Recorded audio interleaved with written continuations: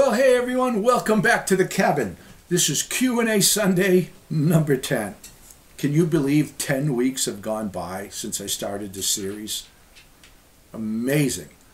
We're supposed to be right into spring, but you'd never know it. It was, I think, 19 degrees this morning when we woke up. And there's 4 inches of snow coming, I think tomorrow or the day after. Crazy. It's been a long winter. I have some groups of questions here. I'm going to get started with some Frankie questions.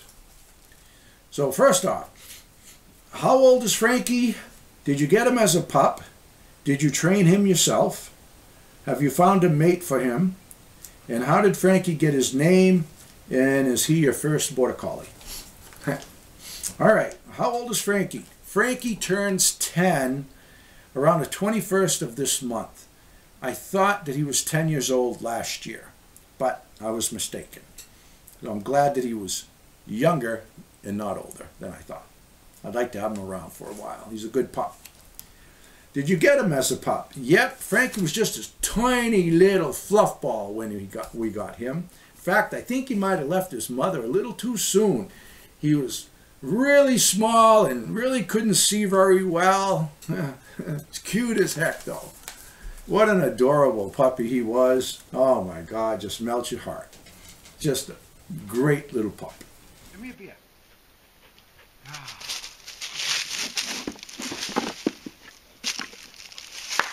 Good boy, hand me the beer, come on.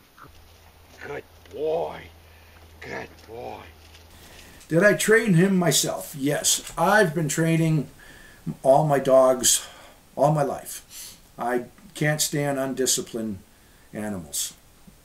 And I used to train gun dogs years ago, and I had a few real crackerjack dogs. I had a yellow lab that was a yellow lab cross that I used to train. He was really, really good. Then I had a black lab who was, wow, what a great hunting dog that was. And back then I used to do dog portraits. I did quite a few dog portraits back then. And I did a portrait of a border collie, and I just fell right in love with the breed, and I figured that after my lab passed away that I would get myself a border collie. Well, when my lab passed away, I had met Lori not too long afterwards, and she had a Dalmatian, so we had that dog for a while, and then when that dog passed away, we started looking for a border collie, and that's when we got Frankie. We got him from a little farm in New York State. We do want to get him a mate, either someone to breed with or just a companion. It's either going to be a border collie or an Aussie, but because our transportation is so hard in and out during the winter that we haven't been looking. But now that, you know, hopefully it's not too long and we'll be able to drive in and out, and we can leave the cabin for a day or two and not worry about everything freezing up, we'll start looking. But if someone out there watching this has a young border collie that they want to part with, let us know. We'd love a little companion for Frankie. And how did Frankie get his name? Well, back when I used to do the dog portraits, I did a lot of drawing back then. That's how I made my living. Well, I did the artwork and construction at the same time. I used to seesaw back and forth between the two. And when I was drawing, I used to like to listen to audiobooks. I would go to the library and get a bunch of audiobooks. And it worked better than listening to music, and it was better than just dead silence. Having an audiobook, someone reading a book in the background, was fantastic. And one of the books was Angela's Ashes. And I watched the movie. The movie was kind of lousy, and the book is pretty good, but the audiobook is fantastic because it's read by the author, who is Frank McCourt. And it was just fantastic. It's a great story to listen to. I'll put it down in the description below. Same way, I'm going to talk about some snowshoes and other things, and whatever I talk about in my Q&As, I'm going to put in the description below. That way, if you have questions about the item, you can just look it up and get your questions answered. And it works out great for everyone that way. But Frank McCourt does such a great job of reading his memoirs. It's a really, really cool story. And so we named Frankie over the character Frankie in the book. Yeah. So Frankie's named after an Irish author. What brand are the red snowshoes we've been seeing in your videos? Well, those snowshoes are just cheapos. We had picked up 2 pairs just to have as spares if we had company over and we wanted to go snowshoeing. But we really liked the bindings on them. They were quick in and out, and they have a claw beneath the snowshoe for when you're going on a slippery slope. So we tried them out, and we really liked them. And we used them all winter long. Thunder Bay snowshoe. We'll see how long they last, but so far so good. I want to show you something I got in the mail yesterday. You know, my geothermal skit that I did the other week, okay? My friend Derek sent me this bumper sticker. Vertical geothermal heating and Why am cooling. I always thinking about geothermal heating and cooling? Look at the guy. Yeah.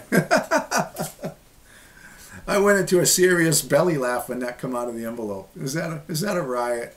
Thanks, Derek. There's a little something coming your way, too, so watch your mailbox. This was hilarious, huh? Why am I always thinking about geothermal heating and cooling? What a riot.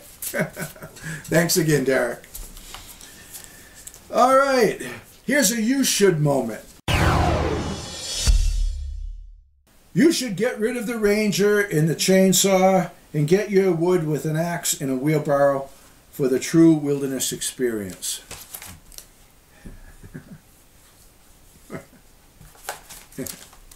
All right.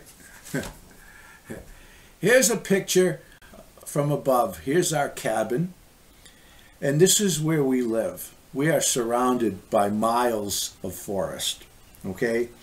And when the snow is blowing and it's 25 below zero and the snow is up to your pooper out here and you got to shovel out just to get to the trash can or the wood pile, I don't need to go chopping all my wood with an axe for the true wilderness experience. But thanks for the suggestion, just the same. Frankie's taking a shovel. What do you do with your trash? We take it to the dump. In the wintertime, we burn the paper trash, but all the recyclables and stuff like that, they go into a metal trash can, and when we can get out, we bring them to town, go to the dump. Yeah. What do you do about health insurance? I pay for it just like everybody else. There's no magical solution for that. Lots and lots of questions. How do you do your laundry? Okay. I have an idea in mind for my laundry, but I'm not going to unveil it yet. Okay, I want to put it into action before I show it. And I'll probably put that into action, well, this spring when we get some spring-like weather. But for now, because like I said, we have to go to town to upload videos. Whenever we can get out, we take the laundry with us. The laundromat's got Wi-Fi. We need Wi-Fi to do the uploads. One-stop shopping works out great. I do the uploads, Lori does the laundry. Perfect. Grab a few groceries or whatever, or some Chinese food. Yeah. And we're good to go. Yeah, but I do have a pretty cool idea set up for laundry, which I will share with you in the future. Okay, one more quick one. I'm going to wrap it up. What do I do for fire safety around the cabin? Well, we do have some fire extinguishers here, but what I highly recommend is get yourself some wide mouth containers. Like these here are gallon mayonnaise containers. They got a really big opening. I can get my hand right in here and fill them up with baking soda. Plain old baking soda. Baking soda is an outstanding fire extinguisher. Had a chimney fire years ago. I got up on the roof, had one of these. I kept throwing handfuls of baking soda down the chimney, put the fire right out. If you're in a panic situation, sometimes fumbling with a fire extinguisher just might be too confusing. It's hard to believe, but in a panic situation, you don't always have your wits about you. But you'll have enough wits to open up a jug like this and throw handfuls of baking soda on a fire. We have one of these right here in the kitchen. We keep one in the bedroom. Not that I got any fires to put out in there or anything.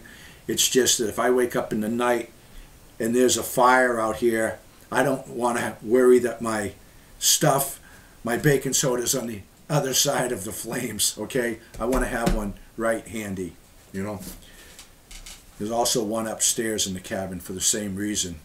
Sometimes I go up there to sleep. If it's raining, I like the rain on the roof. Same deal. I wake up in the night and there's a fire downstairs. I want to be able to have some of this I can throw in front of me if I need to get out the door. It's very cheap, very effective. If you don't believe me, sometimes you have a fire outside, throw a few handfuls of baking soda on your fire, you'll see how fast it extinguishes. Fantastic, highly recommend it. So that's it for now, folks. Keep the questions coming. Enjoy the rest of your Sunday. All the best to you, and God bless. Frankie and the boss out walking in the woods, living life happy and free. Tracks in the snow everywhere they go. There's a pokey way up in that tree. A beaver built a pond where they have some fun, taking life a day at a time. Best friends until the end. Frankie and the boss. Frankie and the boss. Frankie and the boss.